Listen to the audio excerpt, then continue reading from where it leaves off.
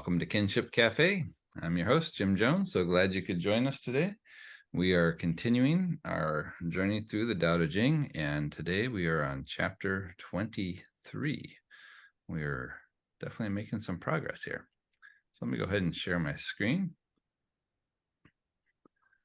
And we'll go ahead and get started. On this one, I think we're just going to kind of read through it, and then I'm back up and we'll start to look at it line by line. I am using a different translation for this one. This is coming from Ellen Chin's translation. So it reads, "Nature speaks little. Hence, a squall lasts not a whole morning. A rainstorm continues not a whole day. What causes these? Heaven and earth. Even the actions of heaven and earth do not last long, how much less the works of humans." So if you recall, the opening line was nature speaks little. So this works of humans that they're talking about is something in relation to speech. Just kind of keep that in mind. Therefore, one who follows the Tao identifies with the Tao. One who follows Da, remember, T is actually pronounced Da. And this ties in with what we talked about last week in terms of it being a personification of Tao. So it's both this idea of virtue, but virtue in the sense of someone's actions aligning with Tao, but in nature, things just inherently are a manifestation of that Tao because of the nature of things. So one who follows Da or nature identifies with Da. One who follows loss identifies with loss. One who identifies with Tao is glad to be with Tao. One who identifies with Da is glad to be with Da. One who identifies with loss is glad to be with loss. When you don't trust the people enough, then they are untrustworthy. So this last line, just so you know, is sometimes thought to be misplaced. There's a point where some of the oldest writings collection of the Daodejing was written on bamboo strips, and Chinese writing, if you recall, is written vertically, and so you'd have a strip for kind of each line almost, and if they came disconnected or shuffled, then you could easily have a strip end up in the wrong place. And this is duplicated in chapter 17. And some think that this is actually from chapter 17, but just got kind of accidentally moved in the wrong place. So we don't actually have evidence that that's the case, but it's a speculation. And so some translations include this last line and some do not. This particular one does. The other two that we work with also include it. So just FYI. I think that it still makes sense with what's being talked about in this chapter and potentially helps to inform a little bit about what's going on here. So we'll proceed with our interpretation of this chapter as though this text is part of it. This line is part of the text. So let me go back to the beginning here. Heaven and earth, or as Tian Di, as it is in Chinese, is a way of talking about essentially the whole of, we could either say nature or the cosmos. There's a distinction that is made between when it says heaven and earth and all under heaven. When it says all under heaven, it's specifically referring to more of essentially human activity on the earth, whereas when it's talking about heaven and earth, it's talking about all of creation, cosmos, nature, however you want to phrase that. So nature, then, heaven and earth become that model, if you will, that we look at then in terms of trying to understand human behavior or human activity. And so here it's being held up as an exemplar saying that nature itself speaks little. Now, obviously, it's not using words, so this is metaphorical. And it continues then to say, hence, this is how nature speaks little. A squall, and this would be like a strong wind. And we've seen before how wind and speech were equated with this idea of the bellows. So we have this idea that a squall, a strong wind, lasts not a whole morning. It doesn't continue on and on. A rainstorm continues not a whole day. So these would be some acts of nature. So what causes these? Heaven and earth. These are natural causes, which is kind of an interesting statement in itself. One of the things that we've definitely noted is that the Daodejing is certainly in line with naturalistic philosophy. It's not looking at deities and other types of gods that are causing these things. It's just heaven and earth are causing these things. So even the actions, that strong wind and the rainstorms of heaven and earth, do not last long, how much less the works of humans. So whether we're talking about the idea of speech that we kind of started with, or as it's kind of expanded here, the works of humans, we have this idea that human activity, the things that we try to accomplish or the things that we're talking about, don't have permanence. They are temporary. They end up not lasting long, as it's saying here, right? So there's this pushback to say you shouldn't be considering or trying to achieve something that even heaven and earth don't do. So something about the works of humans, or more specifically, the speech of humans, is being challenged here in relationship to how nature works.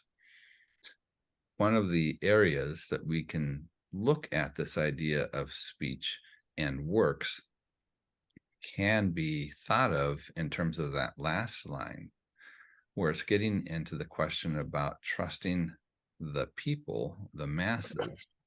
And if we bring that thought into this equation, we're definitely back at something that's dealing with the political realm. So we can think about, again, the structures that they're very concerned about from a social perspective in terms of how people are structured, how they are organized, in terms of this idea of works, and recognizing that some of these things are that they don't last long. And even if we look through human history, we can see that, all the different forms of governments and organizations and different ways of trying to bind people together culturally and socially, everything changes. None of them last forever. So we can look at it from that perspective. But specifically, it's also bringing in this idea of speech.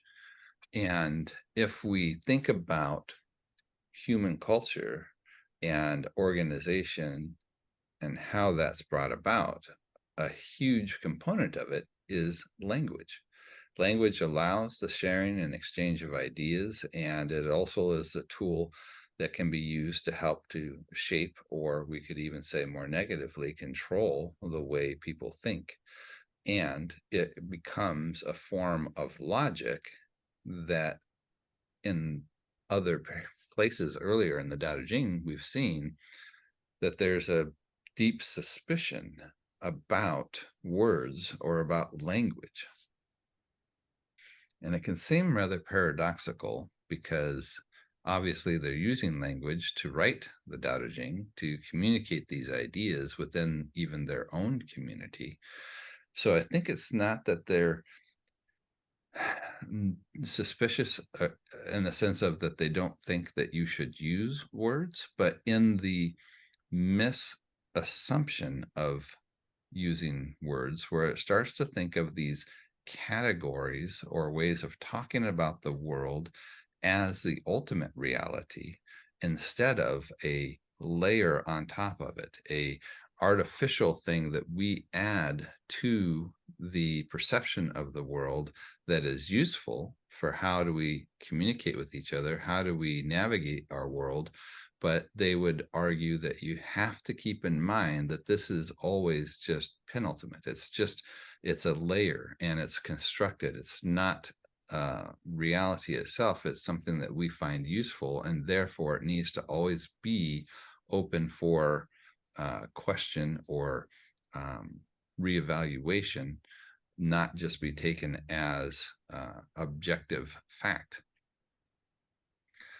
So I'm going to pause there for just a second and make sure we're kind of tracking with where we're going here. It's kind of a challenging thing when you start to talk about the question of words or language itself. Okay. I said, I think so. It is kind of meta to be like, to use words to talk about words and how you have to be careful using them. Mm-hmm. But I think I'm following. Yeah. So the reason I wanted to kind of focus on that a little bit is because it's not infrequent that Taoism is presented as objecting to language, or thinking that it's insufficient or that you shouldn't use it, partly because they'll say things like speak little. But that doesn't track with the fact that they're also using language. So that's where I think that we need to be clear that it's not language, period.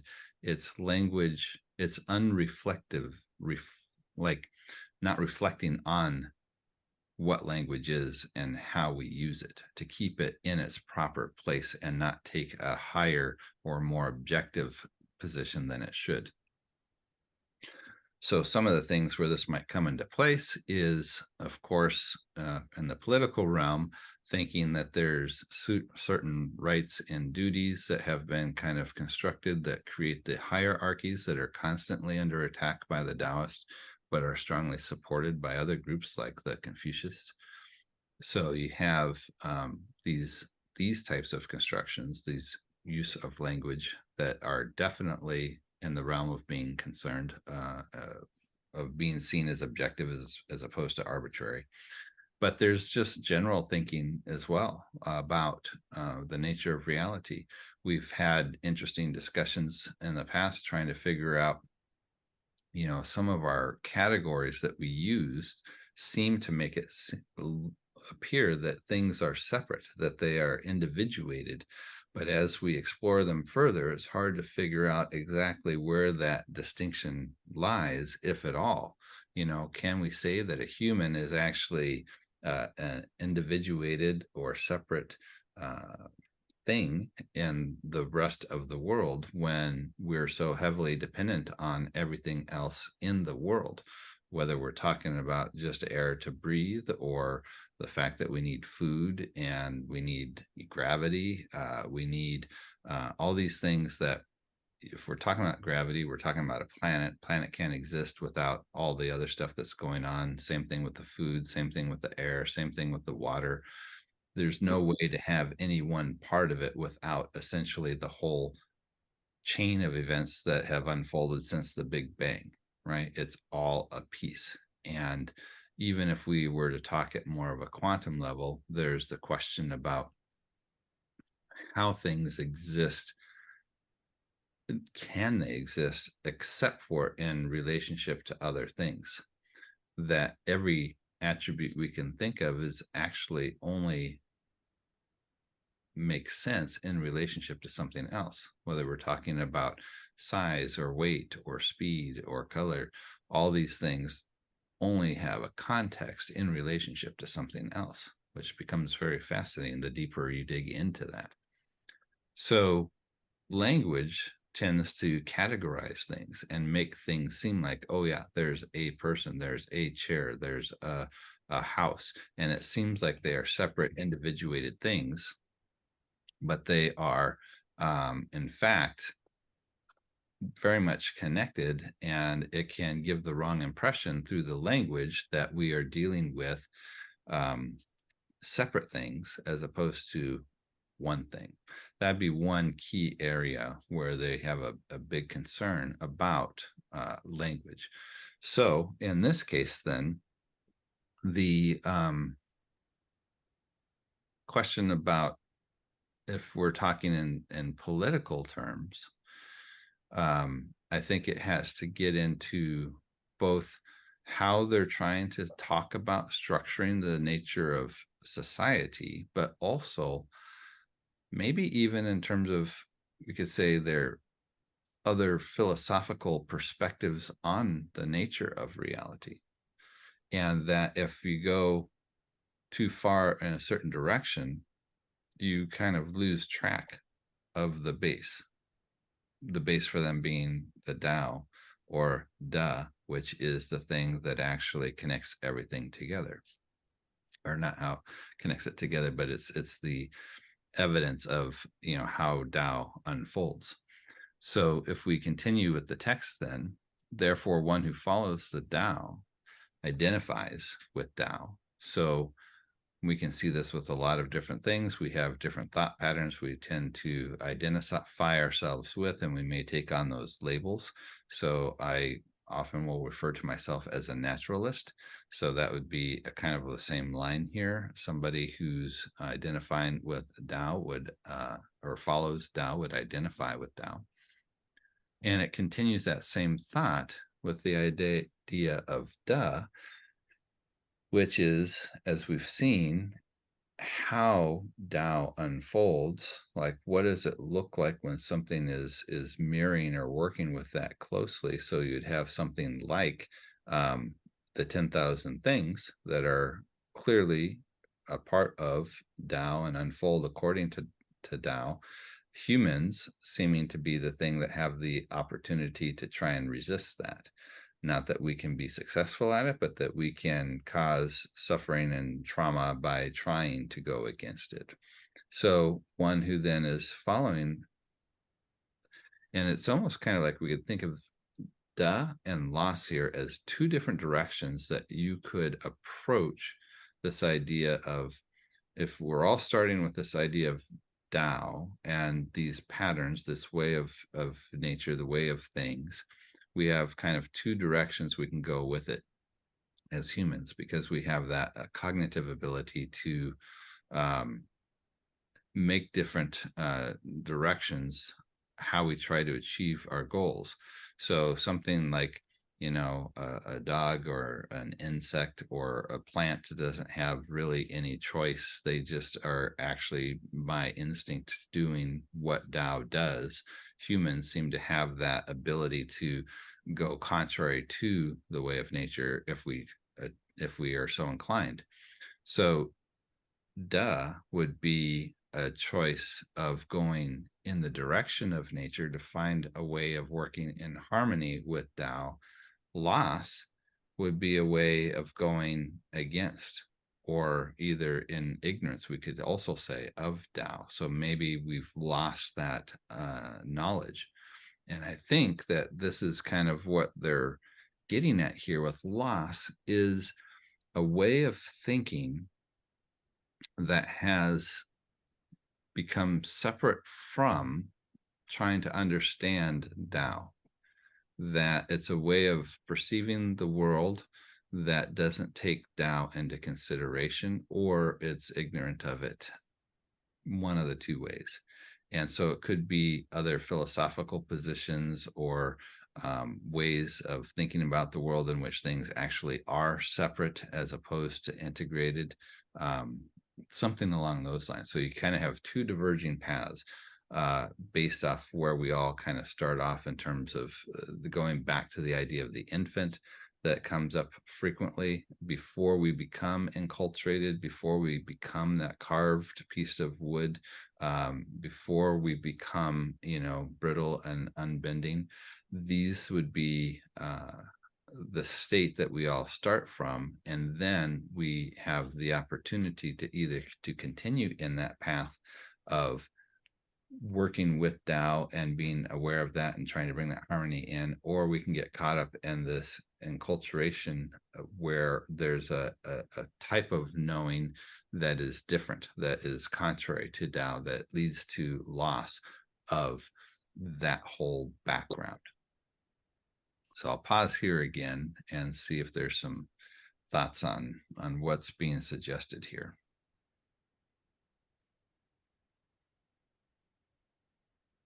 I'm noticing in correspondence with the saying from the Tai Chi classics, invest in loss.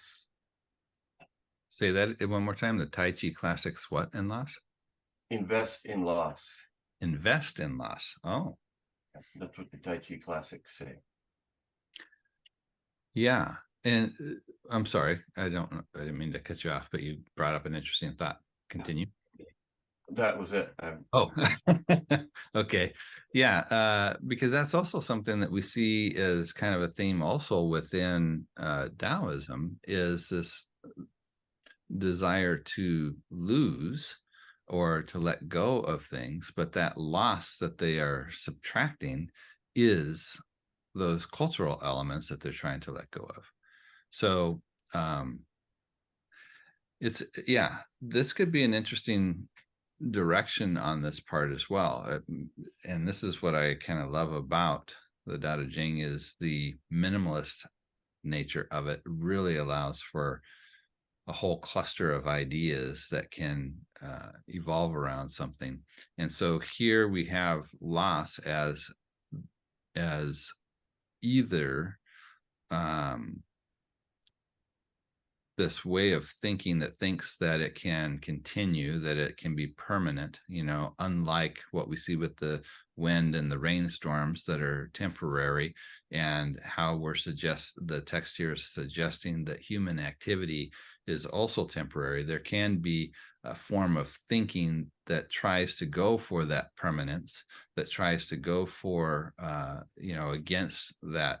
against nature, so to speak, that they would see as a loss of that knowledge or understanding of Tao. But it can also be this idea that we have accumulated ways of thinking from culture that we are actively working at losing, of kind of an active forgetting, so to speak. That could also be how we're talking about loss. Is that kind of along the lines of what you're thinking with that Tai Chi classics? Kind of that losses gain? Well, certainly the Tai Chi classics were probably influenced by the ideas in the Daodejing. I'm sure there's multiple ways it could be interpreted, but I think of it in the context of push hands. There's one way to be, nobody can push you because you're so strong and firm and rooted that they come and push you and you're just like a solid statue rooted to the ground. But there's another way that nobody can push you, which is that you're so light and mobile that it's like trying to push on a towel hanging in a doorway. You can't, Newton's second law, or not second law, first law, action reaction pairs, you can't push on something that won't push back on you. So you can't build up any force against something that is not in position. When there's no resistance. Right. Yeah. Yeah, a lot of interesting directions you can go with this term. I know at least one translation was concerned enough about this concept that they referred to it as error, because they couldn't understand about this idea of identifying with loss or following loss, that they saw it more, well, it must be talking about people who get caught up in an error and go down that direction. So that would be closer to the idea that loss would mean a departure from Tao.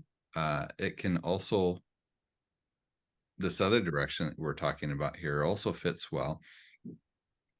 that we're trying to let go of something that we've acquired through education or through enculturation that is contrary to the way of Tao, that we then have to learn how to let go of. So it kind of works in both directions, either referring to that way of thinking that is contrary, or the process of how do we let go of that way of thinking that's contrary. It kind of incorporates both aspects. And with the resistance idea, with the pushing hands, it kind of makes me think about another aspect that has to do with violence. And I think it was in last week's discussion, we were talking about, the ability to bend and to be flexible, and things that bend and are flexible are alive, and things that are stiff and hard that can't move are more along the lines of dead versus alive. And so the goal was, how do we bend? How do we flex to not contend? And that was kind of like the primary thing. And it brings up this idea or this question about violence. And one of the people I've read a lot on that question in terms of violence was a guy named Dietrich Bonhoeffer, who was a pastor back during the rise of Hitler in Germany, that actually had come away from Germany to the US, was at one of the universities over here, and chose to go back because he felt like he needed to address what was happening in Germany at that time. And during his time there, he wrote probably his most famous book, which was called The Cost of Discipleship. And this would be one where, somebody's really putting their money where their mouth is, because he's right there living in one of the most difficult and extreme situations we can think of. But one of his responses about why he would consider nonviolence, the way to approach the situation, he said that for violence to continue, it requires opposition. So getting to like the point that Dane was bringing up with, trying to push against the Tao, if there's no resistance, you can't really do anything with it.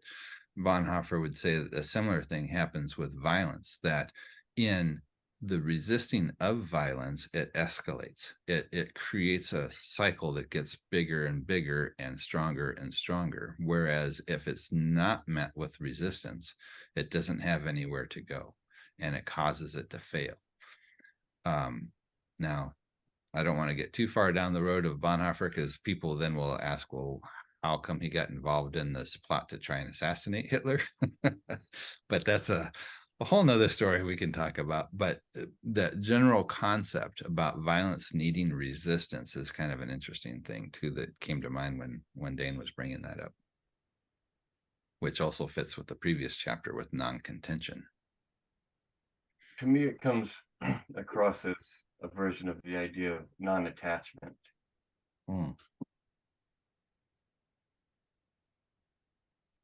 Yeah, we've definitely seen different philosophical positions that are, this idea of loss is more, or to gain.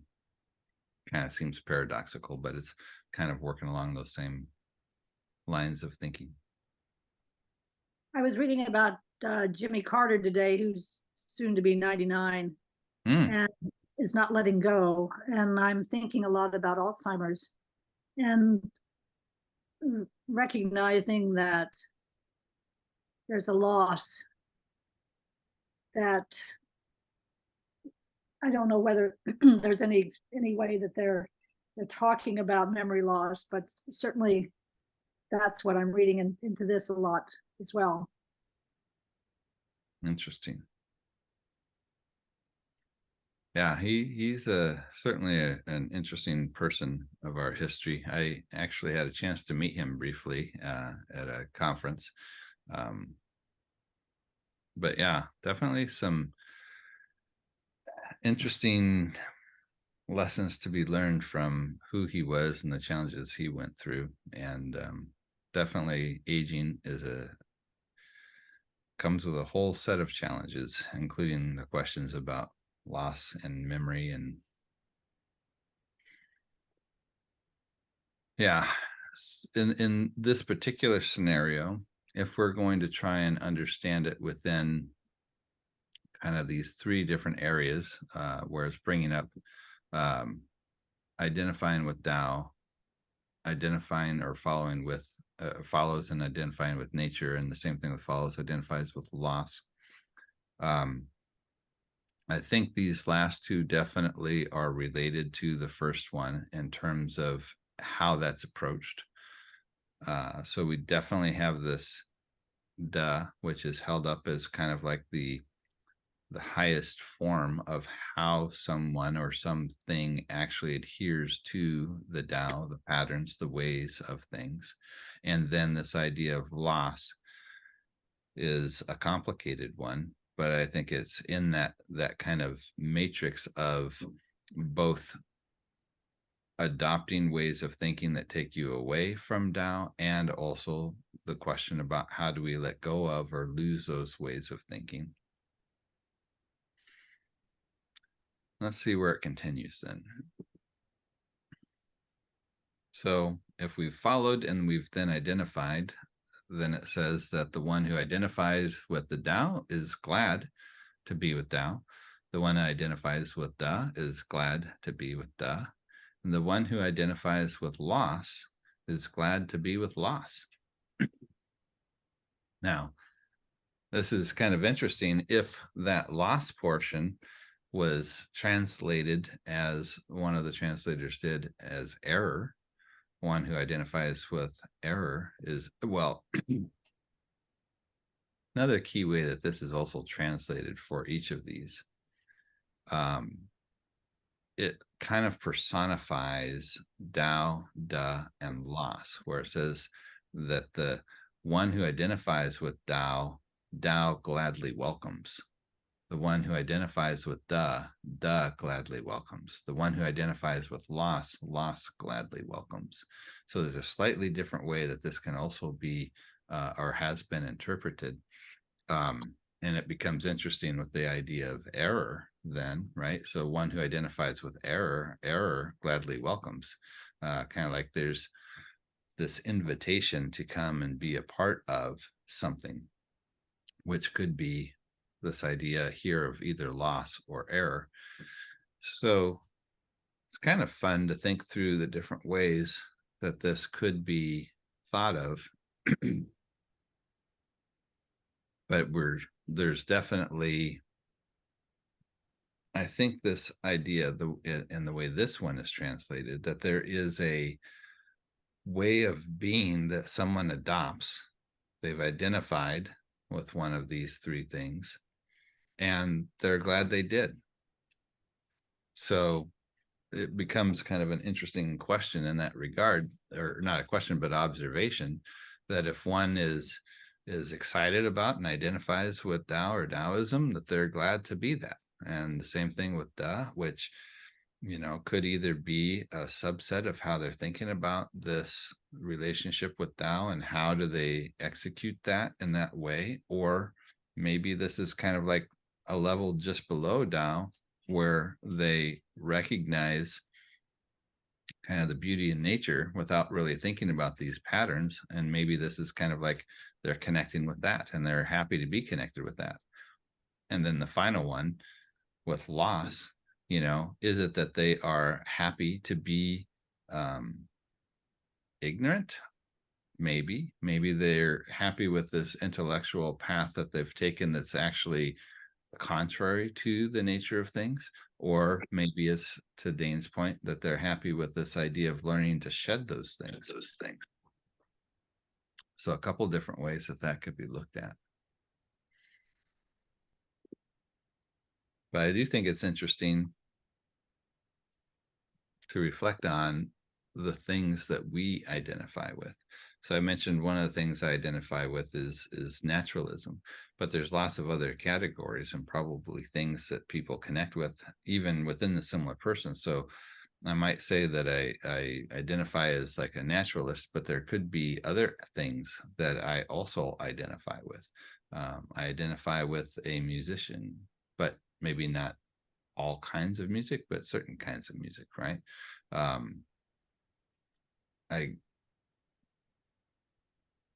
there's other things, other passions and habits that I get involved with in my life that could be different things I can associate myself with. People get involved with things like what's that event in San Diego, Comic-Con? So they get, very caught up in a lot of different things. What are some different areas that you see people identifying with, or things that you might yourself identify with?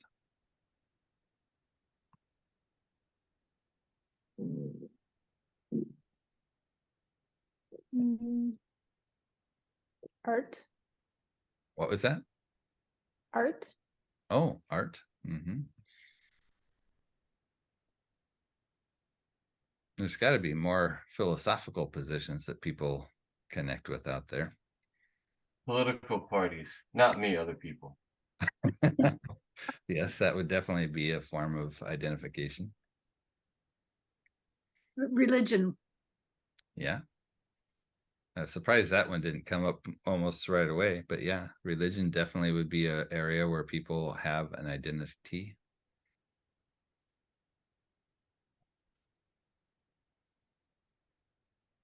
So if we have these identities,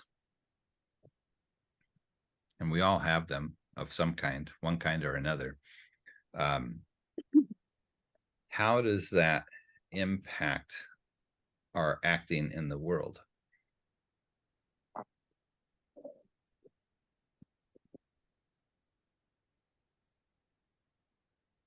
Well, we use it as a framework, right? On how to, as I see it, as a way to act in certain situations.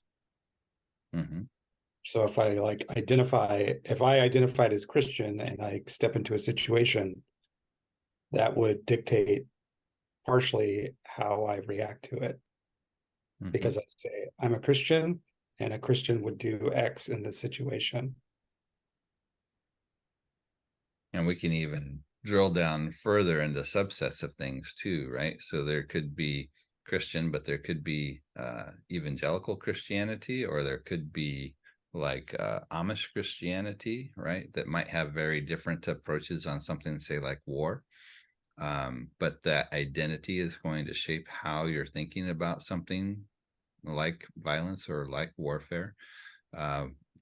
Thinking about political parties, again, you've got kind of ranges, right? Are you to the center, or are you to the extreme of either party, either right or left? And how does that impact things like what types of news you tend to listen to, or how you think about voting on issues? The other thing that you can think about there too, both with religion and the political parties, in terms of this glad to receive way of translating this last part, we can think about how those communities kind of open their arms wide to people who want to come in, right? And then you've got a whole nother kind of interesting cycle of things that happens in terms of the group dynamics of wanting to continue to be a part of this group that you now identify with. And how we do that is, yes, there's language that we use, but there's also actions. So it's going to be things like, do we contribute in some way to the group?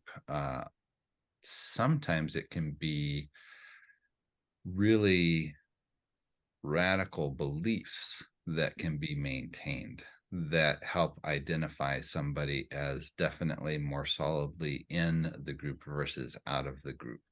And those that can become curious, because we can sometimes wonder about the intellectual honesty of some of the positions that sometimes people hold, like how do they even get there? But frequently it doesn't have anything to do with that. It has to do with demonstrating their commitment to this community that they now identify with. And so sometimes the logic isn't really even the question, or isn't in play with how people arrive at some of their beliefs. And there's frequently things that we don't have all the information to be able to even make an informed belief about or understanding about, that we rely on whatever groups we identify with to help us understand what positions we should take. That's another consequence of this identification. So the route that you're taking makes me question whether this should be interpreted as excluding other thinking. So if you identify with the Tao, that means that you're excluding the thinking about people who identify with loss, for example. Is that how we should be looking at this? Pardon me. Yeah, I think that is a consequence of any position, right? To say yes to one thing is to say no to something else, and there's no avoiding that with anything, right? There's no way to just be open to everything, because even to say that you're open to everything is at the same time saying no to being particular. There's just no way to not have one thing kind of shut you off or put you in kind of almost an anti-category of the other thing. But that's not something that can be helped. But what I think is being addressed with these kinds of discussions that we see brought up here is it makes us question, if my actions and my beliefs are so heavily shaped by the things that I identify with, it becomes really important to evaluate what things we identify with. So, because it's going to have an impact. And it's kind of almost like a chicken and egg question, right? So we're born into a particular culture before we have, without any, say in the matter, right? We just, it's a given. We're just kind of, as the existentialists would like to say, we're thrown into a particular context that we didn't have any choice over, and that shapes us and it molds us, and we don't have any idea that we're even in it. It's like the fish swimming in the water. They don't understand that there's even water there because they're in the midst of it. And so part of our growth is to recognize at some point when we come into contact with people that are from other situations that have different views of the world, to recognize all of a sudden, oh, there's more than one way of looking at the world. I've only been exposed to this one I grew up in, and now I can see there's this other stuff going on. And if one is so inclined, the question can come about, is the one I'm in the right one? If there's a bunch of different ones out there and they all see things differently, how do I start to ask questions about, am I where I should be? And to ask that kind of question requires a lot of what Taoism is trying to encourage, stripping away these different layers of belief and values and ways of filtering how we look at the world, to try and see it more for what it actually is, not what we would like it to be or what culture tells us it should be, and then make some decisions about, given what we are able to discover, how do we want to continue. And so with the mix of cultural identities and group identities, then we have the ability, if we're so inclined, to try and stop at some point, recognize that we're coming from a particular one, and to see it as one of many, and then to evaluate between the ones that are on offer, what makes the most sense. And then we have that new opportunity then to identify potentially with something other than what we were just, given, what we were born into.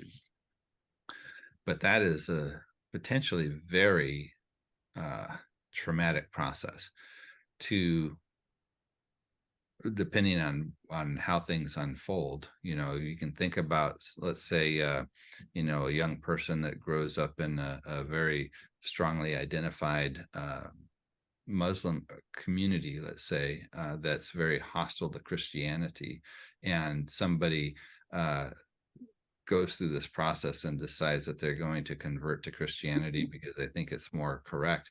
But as a consequence, their entire family turns their back on them, basically kind of disowns them. We see something like this dramatized in the play Fiddler on the Roof, where one of Tevia's daughters, decides that she gets involved with a Christian, and as a Jewish family, he can't handle that. And he basically turns his back on his daughter. She's dead to me. That kind of cost can exist with making transitions from one identity to another identity. And so they're not usually made lightly. And sometimes it can be very hard to even change out of that, because if we've paid that cost, like Bonhoeffer talked about, the cost of discipleship, then that also really strengthens our identity. The more something costs us, the harder it is for us to question it, because we don't want to question that investment, or think that it was all in vain, that we went through or lost whatever we lost. Identity comes with a lot of challenges. It's important. We can't not have it. But then the power of it to shape our lives and the decisions we make and the way we look at things is tremendous. But to switch it is equally difficult. And I think perhaps this is ultimately the big question that Taoism is getting at, is, are we prepared to wrestle with the potential loss of identity or the adoption of a new identity based on what we discover, if we take the challenge of what they're proposing here in the Daodejing, to strip away all the extras to get at the core of what is that going to mean in terms of our life and our identity. That's a really profound insight, Jim. I appreciate that. I feel it's one that I've had to deal with a lot personally. I've gone through some rather significant identity changes. So I'm kind of resonating with this particular point, but yeah, it's something. Yeah. One thing identity defines is in groups and out groups, which is a big factor in empathy. Because the smaller our circle, the more empathy we have. The smaller, the closer, the tighter our circle, the more empathy we have, and we have less empathy for those who are further away outside our circle. Wow. That was another interesting point that I was challenged on quite a bit, because I used to think that part of the problem with society or the world at large was that we were too tribal, that we had too small of group identities, and that what we needed to do was expand that tribal identity, that group identity, to be inclusive of everybody, so that we didn't have an outsider, that there wasn't an other. And if we were able to accomplish that that would resolve a lot of the challenges that we have. But what I've was challenged on and have come to see a bit differently now is that those groups are actually important. The challenge is not how do we make a group that includes everybody, because it's impossible. We just don't have the capacity to handle that level of relationships, the number of people. And there's definitely changes in terms of people who are closer and more that we're more intimate with versus somebody from across the world that we've never met. There's just no way to have that same level of identity with that other person. But what the key then is within our tribes, how we look at other tribes. And that's where we have to work on that change, is not to try and get rid of the tribes. Tribes are going to be really important, and they are valuable, because as much as we try to have an open perspective and try to see clearly, we're still limited by our perspective of where we happen to be in the world. And so the fact that there are different tribes, different groups with different perspectives isn't a bad thing. It's not that we all have to get on the same page. It's more we have to respect the value of the different positions. And that's where that ability to have that compassion comes into play, is when we don't see the differences as a threat, but as a value. That, you know, I'm limited in how I can experience and see the world if I think about it just personally as, you know, a white, I don't know what middle age is considered anymore, but, you know, moving into senior level age, having Western background, parents, you know, that didn't divorce, never really had to struggle too much with extreme poverty, but definitely didn't have extreme wealth. You know, all those things come into play in shaping who I am, the education levels that I've had. And I can see that extremely well because that's where I am, but I can't see other things nearly as clearly. I have no idea what it's like to grow up on the streets, or what it's like to be racially profiled, or what it's like to be, you know, dismissed because I'm female. None of that is things I can try to understand, but I don't know that personally. And so if I can get to the point where I value those other perspectives, even though they're maybe different than the ones that I'm capable of having, then that enriches. And that's like at a personal level, but we can take that to group levels, right? Where even if we're thinking about conservative versus, you know, liberal type positions, there's values that each of those communities have that add to, they don't necessarily take away from, if we're open to recognizing that there's legitimate differences of opinion and perspectives, and that they add to the greater whole, they don't detract from it. And I think this would be a key thing for today, that I see is in our modern world, is we're obsessed almost with this idea of conformity. We're trying to get everybody on the same page, to see things the same way, and anybody who's outside of that is problematic. And we see that a lot in our political discourse, where there's just no room for anything that is even a little bit towards the center of one of the positions. You know, you've got all this stuff about rhinos and dinos, you know, that they say they're a Republican, but they're not really, or they say they're a Democrat, but they're not really, because they're too center. They're not fully invested on the side. So the Taoist concept, and certainly not unique to Taoism, is more the question about harmony. And harmony is not everything being the same.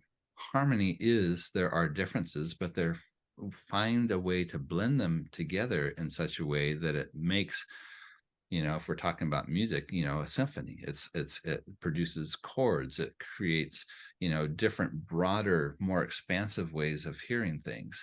And that's the goal, is not how do we make everything, you know, just the same, but how do we bring together the differences in order to make it more beautiful? Well, I guess with that, then we'll bring it to a close. I want to thank you for joining us today. And if you're watching this on video, you can register your email at www.kinship.cafe if you would like to be a part of our Zoom discussions, or if you happen to be in Southern California, you can join us in our live presentation as well on Sunday mornings. And look forward to seeing you all then. Thank you. Thanks, Jim. Take care. Thank you.